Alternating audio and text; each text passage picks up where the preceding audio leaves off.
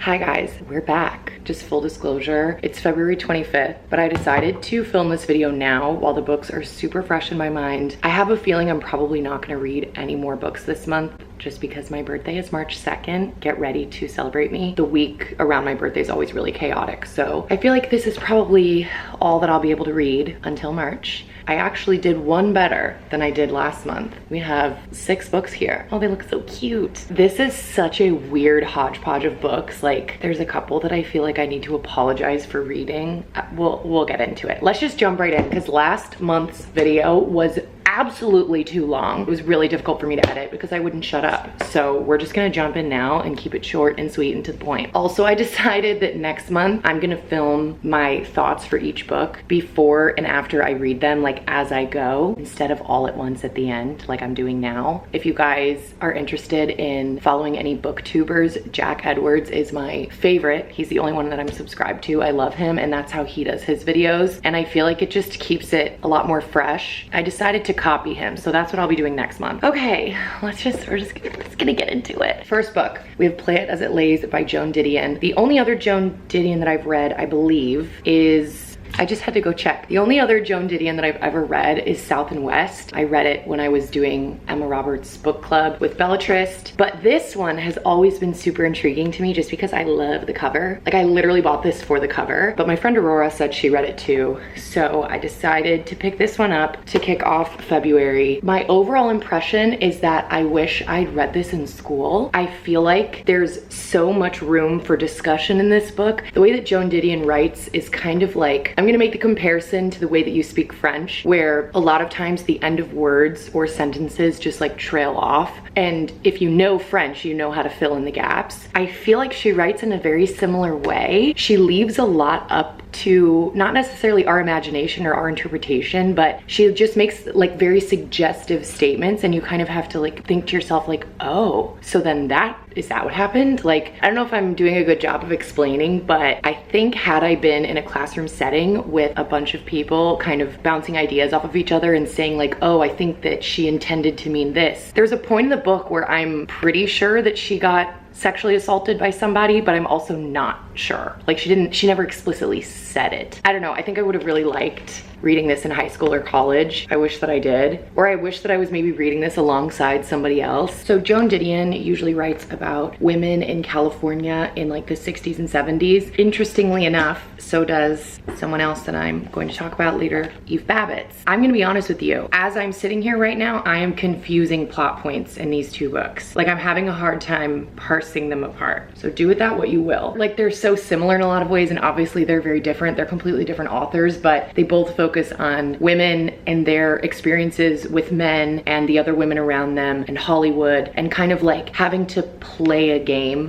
play it as it lays, and know that you're not necessarily gonna win at the game that you're playing, whether that be with your relationships, with your career, whatever, but you still have to play. So it's like kind of unsettling. Oh yeah, okay, now I remember. There is an aspect of this one. It does deal very closely and heavily with, trigger warning, abortion. I feel like I have to say that. I don't really think it's a spoiler. It's just something important that you should know. But even the way that that is handled, the main character very much understands that like, this is what women have to deal with. This is something that men will never have to deal with. The main character, Mariah, her name is pronounced Mariah, but it's spelled Maria. And she tells you that right at the beginning. It's pronounced Mariah. So like the whole time my brain is fighting me from saying Maria. I guess that's representative of her character. Like, she's very stubborn. She knows what she wants. She doesn't really like to waste time with people in relationships that she's not enjoying. But at the same time, she has a complicated relationship with her estranged husband. And she finds herself in the middle of a couple of other relationships as well. I think that if you have a soft spot for Hollywood in the 60s and 70s, or you just like reading kind of, I don't want to say brutal stories about women because I don't think that this is considered brutal, but it's just very matter of fact. There's no fluff about this. This is a very real, raw experience of a woman in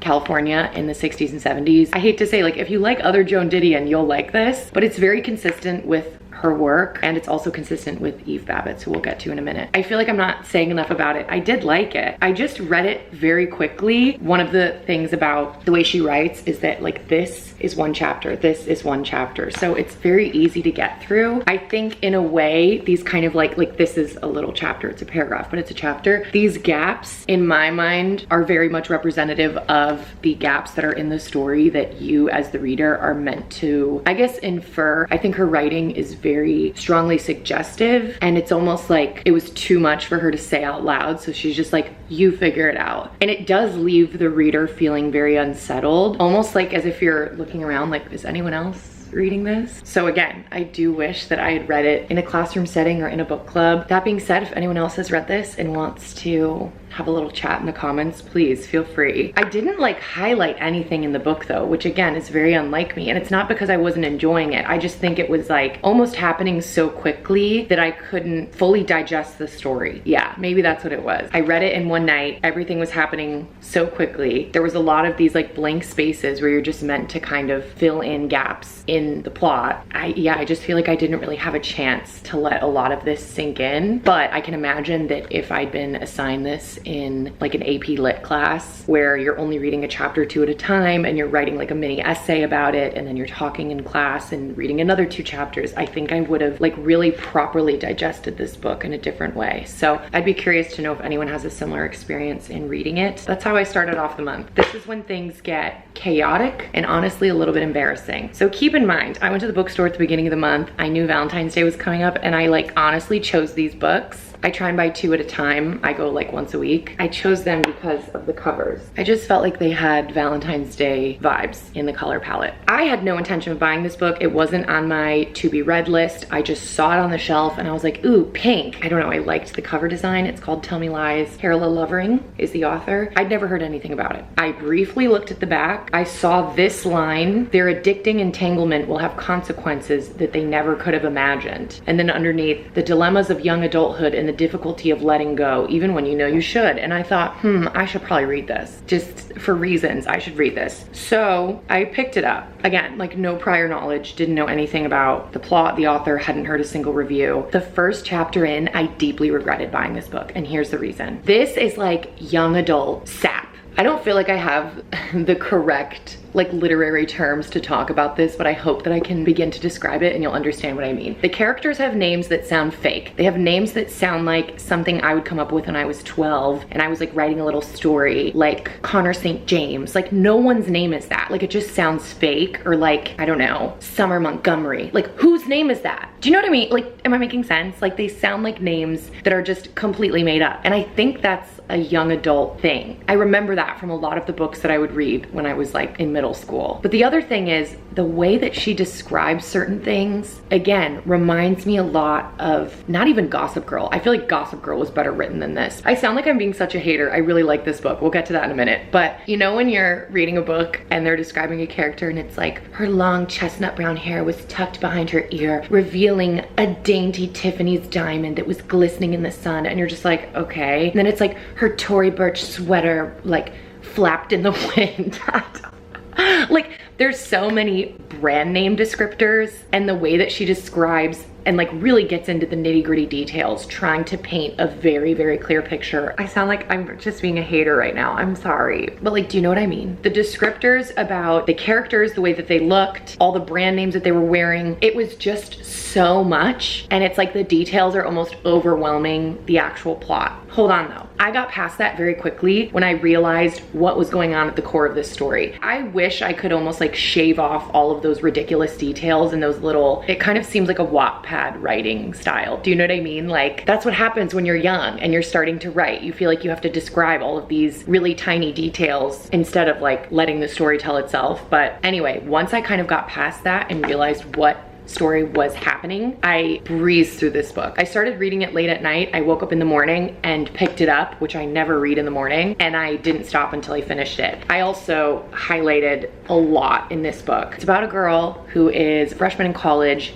lives in New York, moves to California, meets an older guy at her school. They begin a little something something. She finds out he has a girlfriend. He could care less about his girlfriend. He is so narcissistic. He's really manipulative. But what I loved about this book was that it alternates the perspective between the girl Lucy and the guy Steven. You get to read Steven's thought process, why he's ignoring the girlfriend, texting Lucy, what he thinks he's getting out of Lucy, why he still puts up with his girlfriend, why he also is seeing some other girl on the side. And then you're seeing Lucy's perspective of like knowing that he's a bad guy, but like why she's still staying involved. And I have to say, I think the author did a surprisingly good job at capturing the male psyche. Like I really don't think it was exaggerated in my expert experience, but really I don't think it was exaggerated. I don't think that it was inaccurate. So that story in and of itself was enough to keep me captivated. However, there's an entire like B or C plot storyline that I had a feeling might connect the two characters together in a different way. Like I'm trying to be ambiguous because I think it's enough of a plot twist that if you decide to read this, you definitely need to be surprised. I don't want to spoil you, but basically Lucy talks about something that happened in her past. She actually tells Steven about it, but he's too in his own world to even fully hear her. Like I think he's stoned or drunk and is like, okay, whatever. Like he fully isn't listening. If he had been listening, he would have realized that they had like an overlapping event in their past, but of course he didn't. And even as the book goes on and I figured out, oh, they share this event. That's interesting. It wasn't until I actually got to the description of the event and how it happened towards the end. Even I was like, wait, I thought I predicted this foreshadowing. I thought I totally understood that they had kind of had this shared event in the past and now they're having this like fucked up relationship in the future. I still had no idea how fucked up and entangled this situation was. Like I just really wasn't expecting it to be that. And there's like a couple of extra details that you're like, oh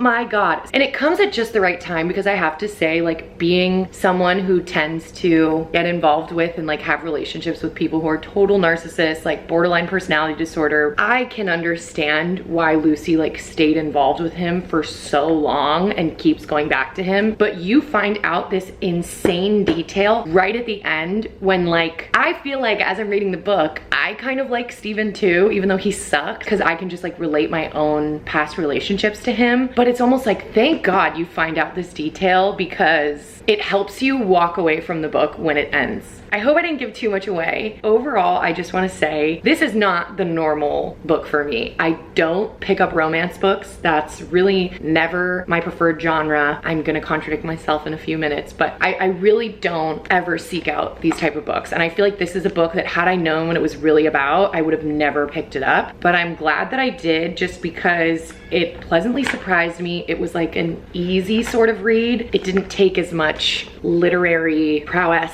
as maybe Joan Didion should. Like I didn't feel like I needed to read this in a discussion group, obviously. I didn't feel like I had to do any essays on this book. So it was nice to just kind of like sit there and read it with my iced coffee. And there were some really good lines in here that I was like, wow, I feel that very, very strongly. And of course, things like that are always comforting. And I think that's what I look for when I'm reading. But overall, this is not my genre. So I don't want you guys to think that like these are the type of books that I normally would recommend, because I really normally wouldn't. But if you're looking for something that's kind of like the Starbucks Frappuccino of reading, you maybe want it once in a while, like once in a blue moon, just like fuck it, let's have a Frappuccino. I'm feeling unhinged. Then maybe try picking this book up. There's also this whole through line of Fleetwood Mac, hence why the book is called Tell Me Lies. Like tell me lies, tell me sweet little lies, blah, blah, blah, you get it. That aspect I also thought was like a little corny. And I was like, and just the names, God, it's like everybody, we have to know everybody's name, what brands everybody is wearing, what streets everybody's living on. Can someone else in the comments like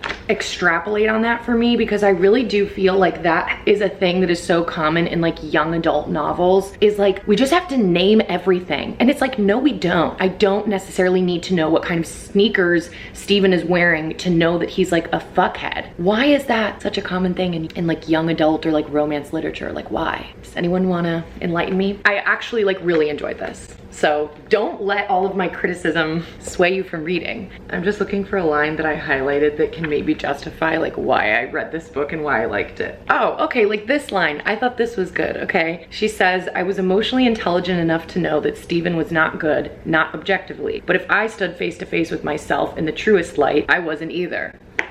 I mean, agreed. That's a hard pill to swallow, but I think it's true. To be attracted to somebody like him and to be involved with him for as long as she has been, she has to admit that like, maybe I'm not the greatest person alive either. Maybe I don't have the best morals either. Anyway, whatever. I don't need to justify this book anymore. I liked it. I didn't think that I would. There were parts of it that I wish I could get rid of, but it is what it is. This is your Starbucks Frappuccino book if you ever want one. Okay, let's move on to Slow Days, Fast Company by Eve Babbitt. I have never read any Eve Babbitt, but I've always read that is there like a rivalry between her and Joan Didion? I'm not really sure, but they read incredibly similarly, to the point that, as I was mentioning earlier, I kind of needed a second to remember which story was which main character, and there are certain plot points that I'm still like fuzzy on, like, oh, was that from this story or that one? I did read this very, very recently. I honestly read all of these books in the past week. I read this book on the plane back from Chicago. So today is February 25th, and I flew back from Chicago to New York this Monday. So I read this book on Monday of this week. So it's obviously a lot more fresh in my mind. I think I possibly prefer Eve Babbitt to Joan Didion. So I'm gonna try and find another one of her books to read in March, I think. She definitely doesn't do what Joan Didion does, where she like leaves so much up to the imagination. There isn't that much sort of suggestive freedom that's allotted in the story, but I think just kind of the overall tone of like, these are women that tell it like it is. There isn't a lot of fluff. It's very honest, it's very raw. It's a very like fleshed out inner monologue that we as the reader are privy to. Similarly, they're women in California in the 60s and 70s dealing with like the same types of Hollywood drama, the heat of the desert, going to parties that you don't necessarily want to be at, drugs and alcohol. Like they're very similar in that sense. This book had way more details. I think thus stuck with me a bit more. The book is classified as fiction, but it's thought to be autobiographical about Eve Babbitt's encounters with different men throughout her late 20s and early 30s, the experiences that she had with them. Also some of her like relationships with different women as well. She doesn't outright name any of them, but there are certain clues that she gives, like I knew when she was talking about Harrison Ford. So she apparently has a very interesting dating history. And like I said, doesn't name anyone outright, but if you're very curious, you can figure it out. Each little section begins with her writing a note to, I think it's all the same man. It's the one that got away. And she makes little comments like, I know you're not gonna wanna read this section because you didn't like this guy. And like, you better read this section because there's a really funny part in it. I think that's a pretty cool little element because I could totally imagine writing a book about my life and handing it to some man that I was involved with and him being like, I'm not fucking reading this. I love that aspect. Also, I definitely highlighted a lot more in this book than I did with Play It As It Lays. I just flipped open to this page, so I'll read this little section. But she says, I believe that adultery is an art form. In France, they more or less lay their cards on the table and ennoble love affairs for the creative adventures they are. Because for most people, these are the only creative adventures they'll ever have, the only chance they'll ever get to touch the face of heaven. I love that that's how she's describing her romantic entanglements. It's very raw, it's very honest, and she doesn't really feel the need to like justify her romantic decisions. God, I highlighted this line because I was like, this seems to describe me pretty well. She really does hate parties and crowds, and she really does love people one by one in such a way that she's bound to always be involved in parties and crowds.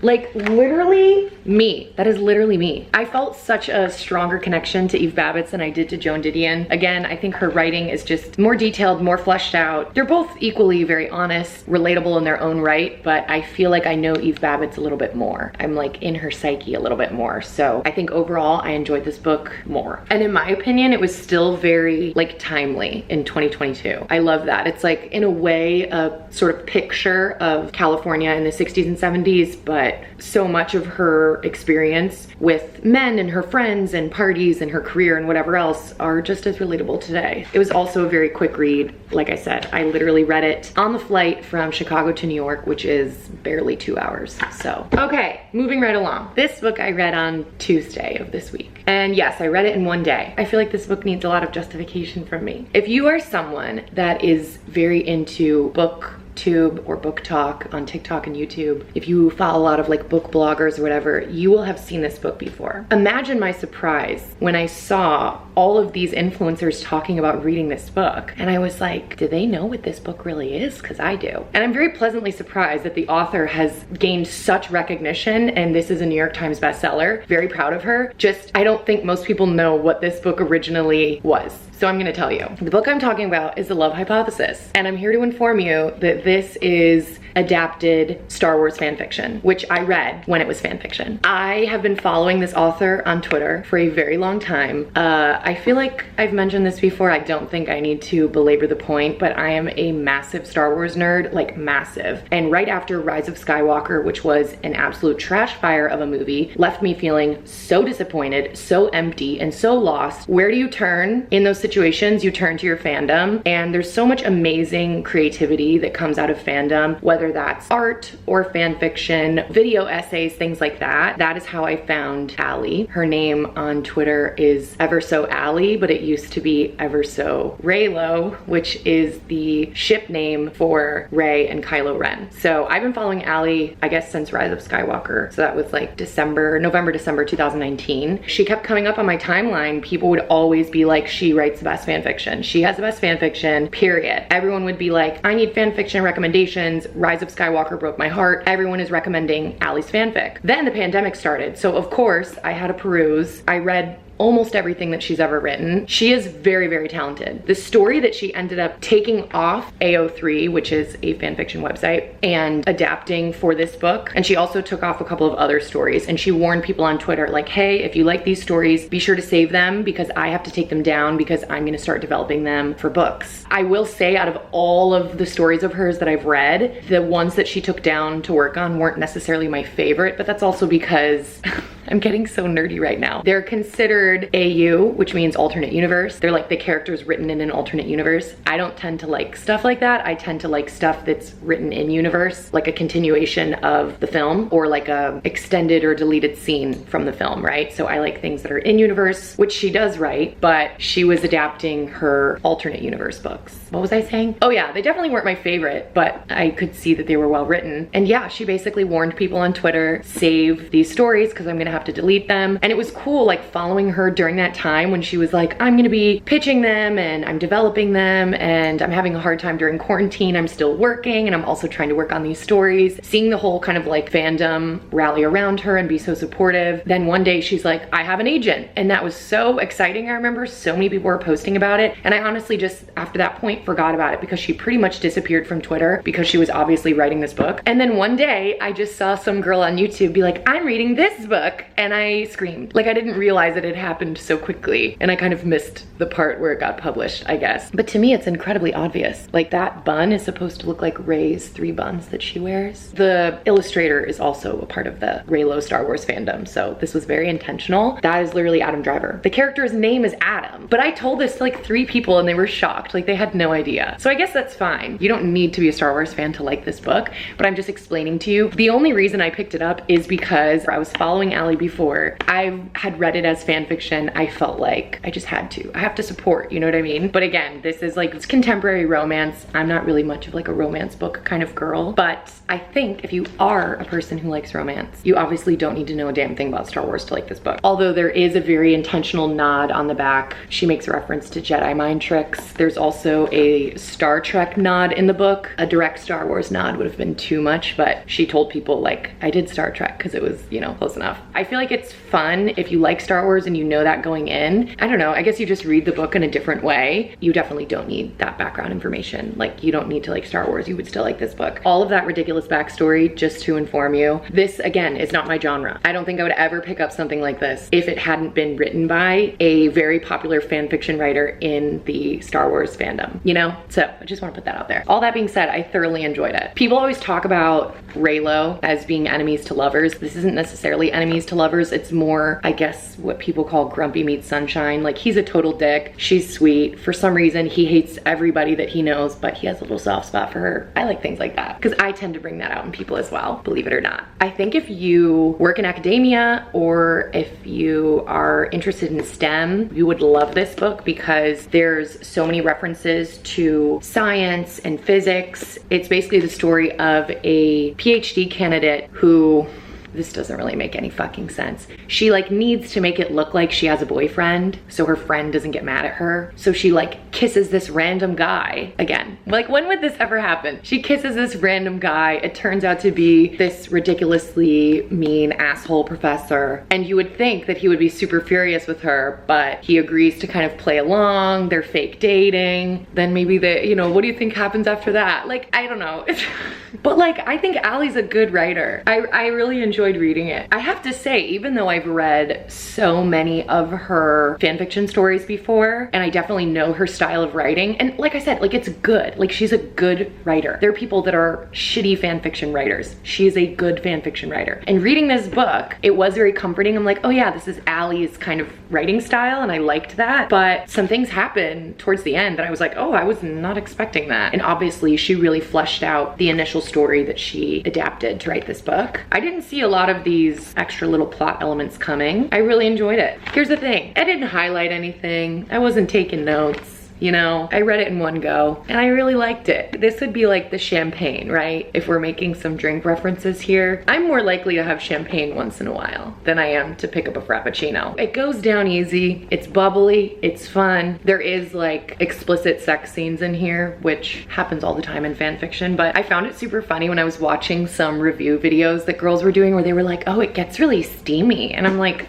if only you knew. Some of Allie's fan fiction is like more explicit than sex that I've ever sent in my life. It's like very intense. I'm just honestly so proud of her and so happy that this got published and that everybody is fucking loving it. I think that's great. I also think it's a little funny that most people don't realize that it's reylo fanfiction, but like, reylo forever, honestly. If you end up being interested in this, as far as I know, I think she's also developing 2 other stories into books as well. And I'm pretty sure one of them is coming out in October. I'm not even honestly sure if they're gonna be in the same universe. Like, I don't know if it's the same characters, but it's definitely gonna have that same element that she tends to write with, of like either enemies to lovers or grumpy meets sunshine or whatever that trope is called. And the writing style is gonna be the same. So if you guys like this book, then I can already tell you there's a couple more coming. Anyway, that's what I read on Tuesday of this week. Then Wednesday, I went to the bookstore and I bought 2 more books. These 2 right here. Let's talk about Chameleon in a Candy Store. I'm sorry that so many of these books come with like disclaimers or like little stories from me. The reason why I choose to read books when I choose to read them is just as important to me as like the content of the book itself. Let me go get the other book, hold on. Diary of an Oxygen Thief was recommended to me by a friend of a friend. I had a book club consisting of me and my best friend at the time, and I said to her, hey, so-and-so recommended this book, why don't we read it? So we read it. My friend, who I'm not gonna name, she's a little crazy, a little wild. This book is written by an anonymous author, and she decided, F that, I'm gonna find out who this guy is. It's not that difficult if you know where to look and like what clues to follow. Long story short, my friend found the author, emailed with him, corresponded with him back and forth, and what happened should have been no surprise, because this book is about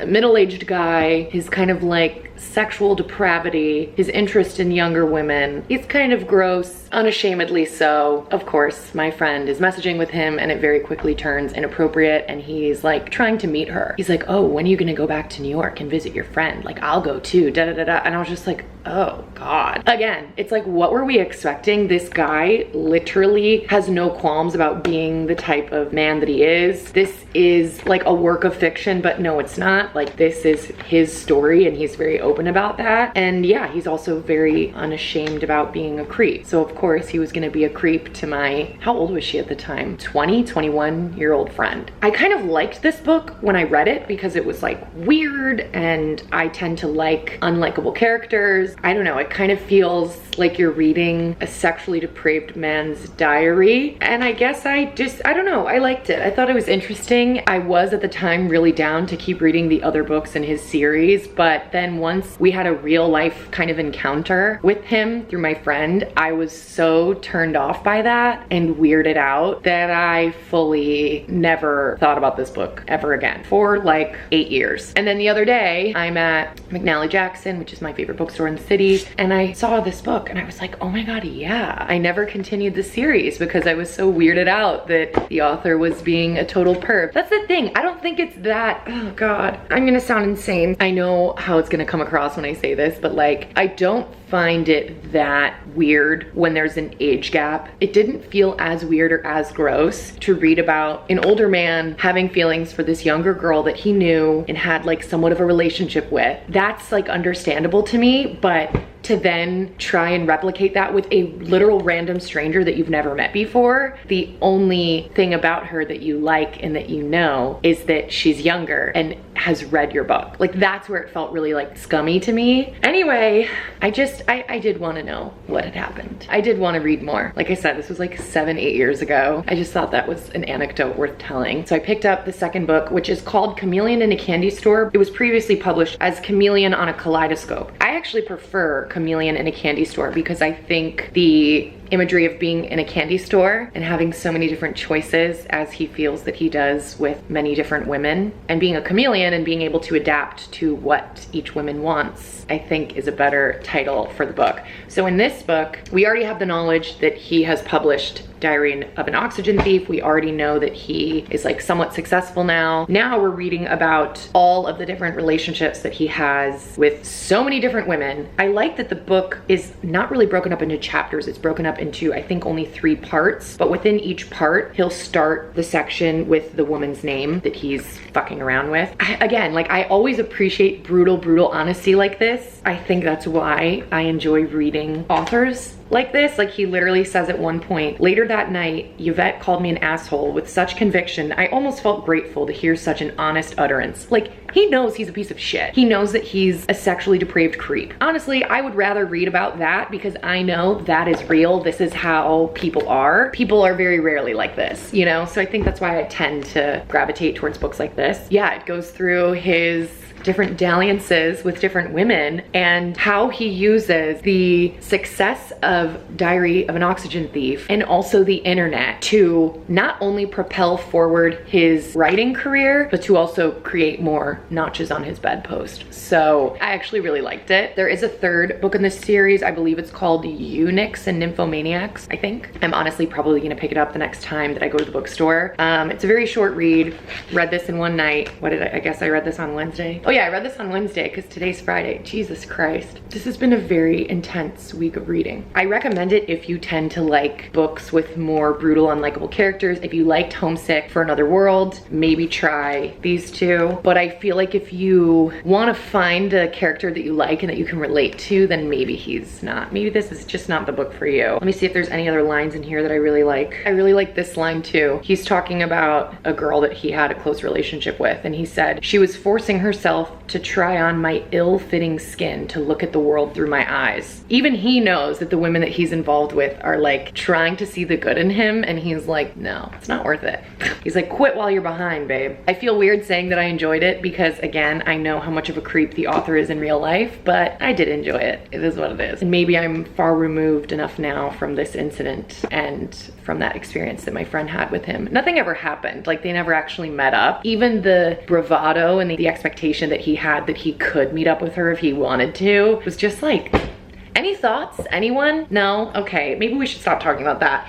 And let's get to the last book this month. I read this all in one day yesterday. I loved it. I loved it so much. I want my dad to read it. If I recommend a book to my dad, that means it was really good. And this is a book that a lot of people have been talking about lately. It is The Silent Patient. Here's the thing. The cover to me, what the hell? This looks like a romance or like detective mystery book that my grandmother used to read, and they just had the title and the author's name in like this shiny kind of font, and that was it. So when I saw this, I was like, this is the book that people are like, this looks like something my grandmother would pick up at the grocery store. Like, I really wasn't that excited, but the author was born and raised in Cyprus. I'm Greek, so that helped a little bit. When I saw it at the bookstore, I flipped it open. I read the very first line. This guy knows what he's doing. The first line of the book is, Alicia Berenson was 33 years old when she killed her husband. You got me. You know what I mean? Like, how could you not continue reading after that point? I like to think that I can predict certain plot points. I feel like I have a pretty good radar for foreshadowing. I thought I knew where this book was gonna go. I did not know. I did not know. I was really thrown for a loop towards the very end. I started towards the very end doing the thing that I do when I really, really like a book and I don't want to be spoiled. As I read, I cover the end of the chapter when I get to that page to make sure that I don't read the last line and like spoil myself. Because I know sometimes I get a little excited and I'm like, I have to cover this. Like, I don't want to accidentally let my eye wander and see anything. So to me, that's how you know that this was a really enthralling, interesting book. I think the author describes it as psychological thriller. It's definitely psychological. I don't know if I would say thriller. It seems a little bit more like mystery. It reminds me a great deal of Gone Girl. In fact, while I was reading, I could imagine so perfectly this being a movie. I almost feel like he wrote this with the intention of making it a movie. Just the way that it's written, you can almost like cast people in the characters while you're reading the book. I would be absolutely shocked out of my fucking mind if this wasn't already being developed into a screenplay. It's the story of a woman who killed her husband. After she killed him, she never spoke again. There's a psychotherapist who reads about her case and is like so intrigued. Why did she never speak again? She must be traumatized. Did she even kill him? You know, what really happened? Instead of going to prison, she's sentenced to a psychiatric ward. This psychotherapist literally purposely gets a job at this psychiatric ward so that he can work with her and figure out what really happened, try and get her to talk. I actually think that this book maybe is so popular right now and is like kind of timely with the release of Inventing Anna. If any of you guys have seen that on Netflix about Anna Delvey, I'm not gonna get into it. If you haven't, Google it. I started to watch that series and I was really disappointed because it's not necessarily from Anna's point of view. I think people wanna know, why did Anna Delvey do what she did? And instead, you're having to vicariously get the story through the journalist in the Netflix series. And from what I've seen on like Twitter and stuff, that's people's biggest criticism, is like, we wanna know what Anna was thinking. Why are we wasting our time so much with the journalist? This book deals with a similar sort of trope of like this mad woman who did something unfathomable and we really wanna know why she did it, but we're kind of having to discover it and figure it out with the psychotherapist. However, what this book does, which I think will kind of scratch the itch that Inventing Anna didn't, is it includes excerpts from her diary. So you're reading the psychotherapist's experiences with her and trying to get the job and trying to find out more about her. Then every so often you're reading directly from her diary and you're trying to piece together these events in her life leading up to the murder. You're almost kind of running on opposite timelines because you have her diary that's telling the events leading up to the murder, and then the psychotherapist who works with her and is like trying to go back in time. So they're both trying to meet each other at the actual event, at the actual murder. And there's a lot of different characters. They're perfectly described. There's not too much detail. There's just enough. It was such a great kind of like easy read. Again, I read this in one afternoon and evening. I finished it last night. Also, he uses a Greek tragedy as a plot device, which I just think is really interesting. And it's definitely gonna pull in readers like my dad, for example, or my best friend Andra, who's like really into history. I think maybe without that plot device, it could just read as like any other random murder mystery story. But I don't know, I think that element of adding in the Greek tragedy just adds like another layer to the story, makes it like that much more memorable, and I think sets it apart from like others in the genre. I fully was not expecting the end. I really was not expecting it, and I really thought I had like figured it out. It kind of reminds me of like Knives Out, because there were certain parts, if you've seen that movie, where you get towards the end and you're like, oh, it was this person, and then like a few minutes go by and you go, no, it must have been that person, and then you're like, well, it has to be this person. you keep reconvincing yourself that you know who it is because it kind of could be anyone. And that's how I feel like this book reads as well. I couldn't put it down. I really, really liked it. And I think I'm just really surprised. I feel like psychological thriller isn't really, or murder mystery, that's not really my genre either. What is my genre? Books written by asshole men? Probably. I like thoroughly enjoyed this. It was such a departure from what I would normally read. But I'm also so excited. I literally said to my dad, like I described it to him and he's like, oh, I definitely have to check it out. And I was like, no, I'm gonna mail you my copy. Like, you need to read this. So good. I really, really enjoyed it. And one of the things I loved about this book is there are actual discussion questions at the back. He gives his little answers and he says, these are questions that whenever I give talks about this book are most commonly asked. So I felt like I would fill you guys in here. I really appreciated that. So I'm gonna be very curious to see if this book ends up getting turned into a movie. I think it has to. I can picture so many different people in this movie. Again, if you like Gone Girl or Girl with the Dragon Tattoo, it's like this kind of vibe. There's also an excerpt of his other book, The Maidens. Maybe I will check that out as well, which also starts similarly. The first line is literally, Edward Fosco was a murderer. Okay, anyway, those were the 6 books that I read in February as of February 25th. I think that's gonna be it for this month. Hopefully you guys enjoyed it. If you have any recommendations for me, leave them down below. Any comments or questions about the books, leave them down below. Subscribe if you're not already. Give this video a thumbs up if you enjoyed it. All the links for the books and everywhere that you can find me in the description. Thanks so much for watching. That's it. Bye. Kisses. We're done.